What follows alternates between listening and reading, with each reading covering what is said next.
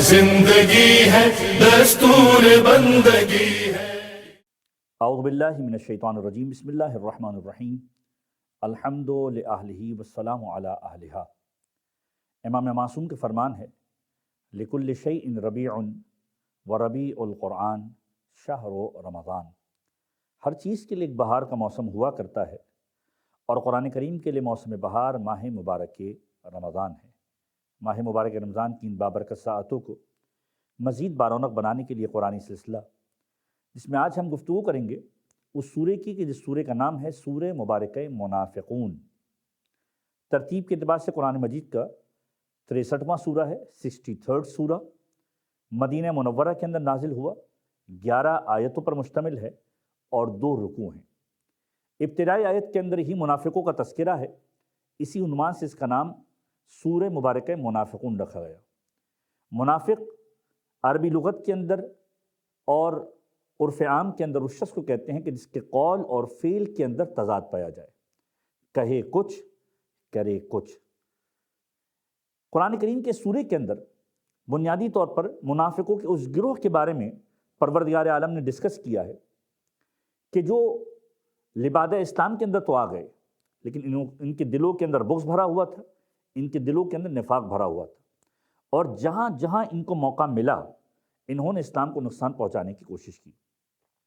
شان نزول کے اعتبار سے جو واقعات تاریخ میں ملتے ہیں اس میں ایک واقعہ اوس و خزرج، یہ 2 قبیلے تھے، ان دونوں کی آپس میں مختلف معاملات پر لڑائی ہوتی رہتی تھی، کس کا سردار بنے کس کا سردار نہ بنے، یہاں تک کہ ایک مرحلہ ایسا آیا کہ اب دونوں ایک شخص کے اوپر متفق ہو گئے، اس کے لیے تاج بنایا گیا کہ اب یہ ہمارا لیڈر ہے۔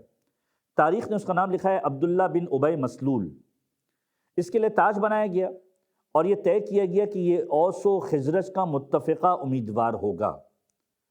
یہ طے ہوا ہی تھا کہ اسلام کا نفوذ بڑھنے لگا، پیغمبر مکہ سے مدینہ کی جانب آ رہے تھے، اوس و خزرج کے بڑے بڑے نامدار لوگ، بڑے بڑے نامور لوگ، مالدار لوگ، طاقتور لوگ اسلام لے کر آ گئے، اور جب اسلام لے کر آئے تو میں سے ہر ایک نے پیغمبر کے سامنے سرنڈر کیا، اور یہ عبداللہ کے جس کو باقاعدہ طور پر لیڈر بنایا جا رہا تھا لیڈر نہ بنایا جا سکا۔ اس نے بھی اسلام قبول کیا، کلمہ پڑھا، لیکن دل کے اندر نفاق باقی تھا۔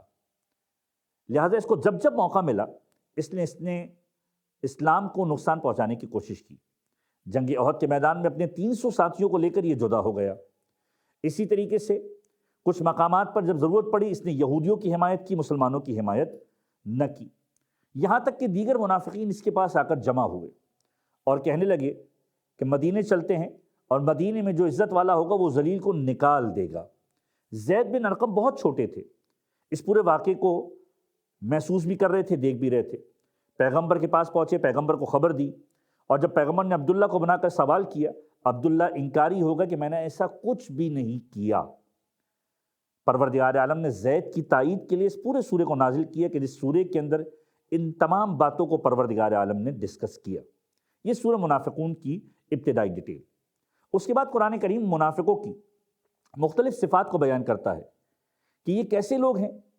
فرمایا یہ وہ لوگ ہیں جو واضح طور پر جھوٹ بولتے ہیں، یہ وہ لوگ ہیں جو لوگوں کو گمراہ کرنے کے لیے جھوٹی قسم بھی کھا لیتے ہیں، یہ وہ لوگ ہیں جو حقیقت کو درک نہیں کر پاتے کیونکہ اسلام سے دور ہیں، یہ وہ لوگ ہیں جو بیہودہ گوئی سے کام لیتے ہیں، یہ وہ ہیں کہ جن کا باطن خالی ہے لیکن ظاہر میں لوگوں کو دینداری کی باتیں کرتے ہوئے نظر آتے ہیں، حق کا مذاق اڑاتے ہوئے نظر آتے ہیں، گناہ اور فسق و فجور میں مبتلا نظر آتے ہیں، اپنے آپ کو مالک سمجھتے ہیں، دوسروں کو حقیر سمجھتے ہیں۔ یہ وہ افراد ہیں۔ اور پھر قرآن اس انداز سے ایڈریس کرتا ہے کہ جب ان سے کہا جاتا ہے کہ تم جاؤ رسول کے پاس، رسول تمہارے لیے استغفار کریں، تو تکبر کی وجہ سے رسول کے پاس نہیں جاتے، اپنے چہروں کو موڑ لیتے ہیں کہ ہم رسول کے پاس جائیں۔